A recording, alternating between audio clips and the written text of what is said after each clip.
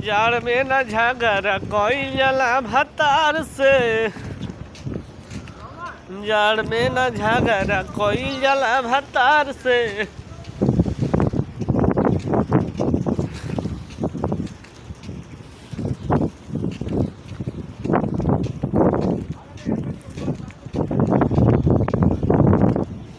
नहीं हरे से कुछ सीख गए बनी।